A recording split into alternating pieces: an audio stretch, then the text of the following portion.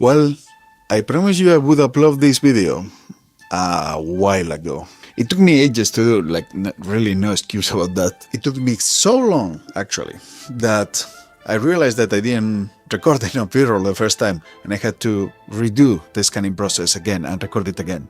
You will notice differences. The first scan I did it back in January, and it was freezing, and the second scan I did in May, and it was definitely not freezing. For those of you who find this video, I heavily recommend checking on the first one, which is the photogrammetry process in theory and in software, just so you know what the hell I'm talking about, what the setup process is about. Quick recap, in case you don't want to do that, I did a photogrammetry process. This is how I did the actual preparation of equipment, the setup, and the scanning process of the asset for your project. Enjoy!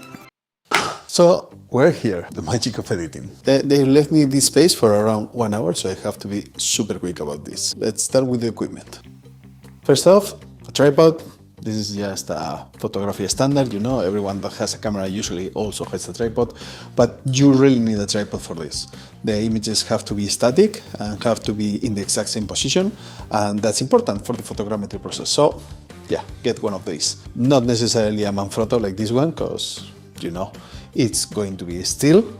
There's super cheap tripods, so pick your pick. A camera, you need a camera for this, obviously.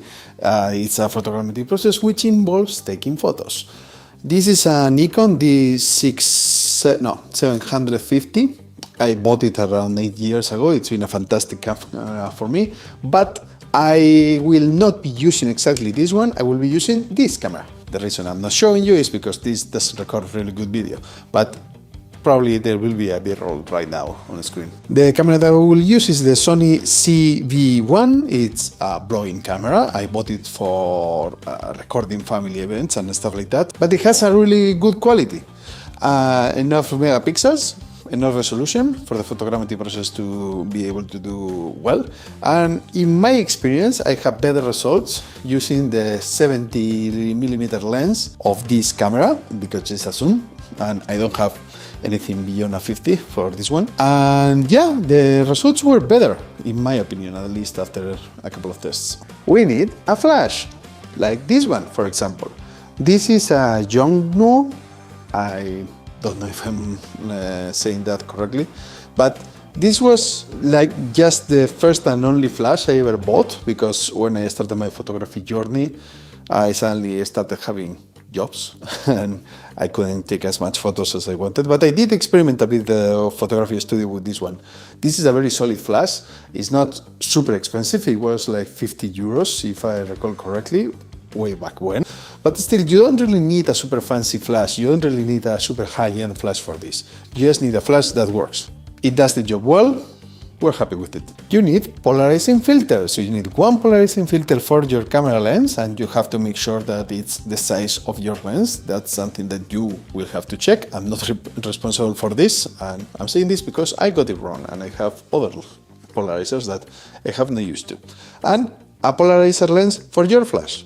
This is a homemade thing. I took one of those holders that are super cheap in AliExpress for the flash. It's just a Velcro with a plastic holder. And then I bought a polarizing crystal, which is, it was just a square. I don't recall exactly the price. I think it was like around 20 or 30 euros, but I just cut it, you can see, because it has super rough edges. I didn't cut it with the best of tools. And now we have a polarizing filter for our flash. I'm sure there are professional filters, like professional filters like this one, that they do it for the specific filter of the flash and stuff like that. And in fact, what we're trying to beat here is one of those professional flashes and one of those professional filters. Spoiler alert, we are not going to beat them, but we are going to get super close. And that's the important part. You have to know where you stand. Next up is our rotating base. This is a rotating base that I bought in Amazon. It's supposed to be, you know, for food showing or to show something in a shop, and it's rotating nicely and it's showing everything. For us, it's perfect. This is not very expensive. I think it was around 20 euros maybe. And it rotates. The disadvantage of this is that we cannot really control the rotation. In theory, we could if we added a control for the voltage, because the lower the voltage you put in, the more slow this will go. But at the same time, we're playing with fire. We don't know if this will break or, yeah, like, take it as it is. You can always take photos faster to take, less distance in rotation than trying to precisely control everything with this base, which, in comparison with the professional rotating base that you can sync up with the camera, is extremely cheap. Next up, we need the elements to create our void, our completely black surroundings, which is this. I think the brand is newer. It's just a black background, like velvety stuff, photography stuff. You can find this in Amazon. I'm sure you can find this secondhand. Be careful with them because, as you see, they get dirty like nobody's business, because pure blackness is very hard to keep. But this will be our surrounding area for the photo. And last, but definitely not least, our base. As you can see, this seems super black. I promise you that it's filthy as hell. I don't know if you can see it on the camera, but man, should I have keeping this in a plastic bag. This will be our rotating base that we will put on top of our rotating apparatus over there. This will give us the black area around the object, and then the surrounding area will be given us by the background. How do we adapt this so that it doesn't move? Well, it shouldn't move because it should be a steel surface, but you should make it centered and you won't eyeball it every time. I promise you this. So, as everything with this base, this is the UI, but as you can see, this is just a foam base that I cut. Then I added the velvet surface. I will put the link in the description. But this is just a velvet surface that comes with glue on one of the surfaces so that you can put it wherever you want. And what you achieve is pure blackness, in theory. It has moved a bit in the edge, so now it will not be perfect, but we can manage, we can still manage. And I've added the cardboard base so that we can just put the rotation device in here, and it's always centered, which is more important than you think, because again, you can't eyeball it. I've tried many times. So with all this said, I think we can start making our void, which is what I like to call it. I call it the void, the surrounding area. I read it somewhere. I'm not that inspired. And yeah, let's see how it goes.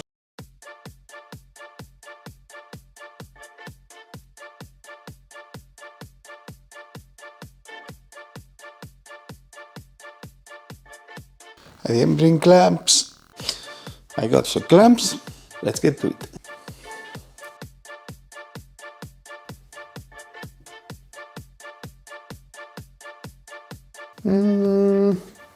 Not perfect, it will be fine. So, I wish this was straight, because I really wish that it was straight, but yeah, it won't appear in the frame, so we're fine. We're fine. Ah, see? It moves. It very slowly moves, but it moves, and that's what counts. A thing of beauty. Now, the bar part is, the sun came out, and it's super strong, so I hope the flash can overpower it, but we will see, I guess.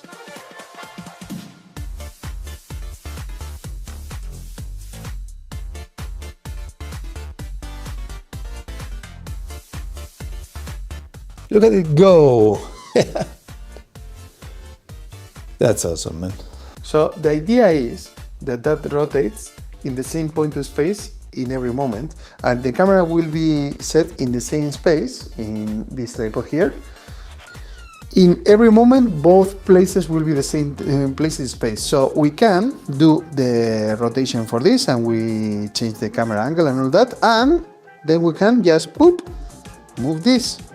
And then we have another extra rotation of angles on the character, which allows us really to do a full 360 photogrammetry project without having to cut the floor, or at least that's the idea. We'll see how it goes.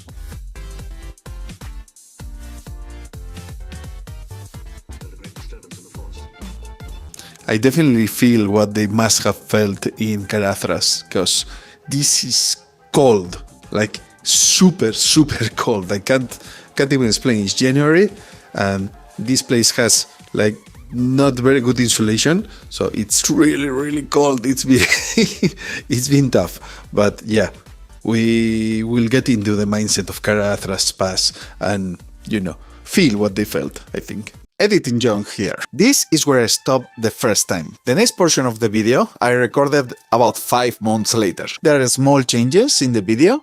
The keen-eyed amongst you may notice it, but yeah, I just wanted to warn you beforehand. Enjoy! Hi, it's clearly another day. So, the first time I recorded this, I didn't realize that I needed B-roll. But I didn't record any. The problem was that I was using this camera to record. Now it's several months later, it's not cold at all, and yeah, I decided to do another small photogrammetry session. So I'm doing a cool scan of this guy here, a Custodes for Warhammer.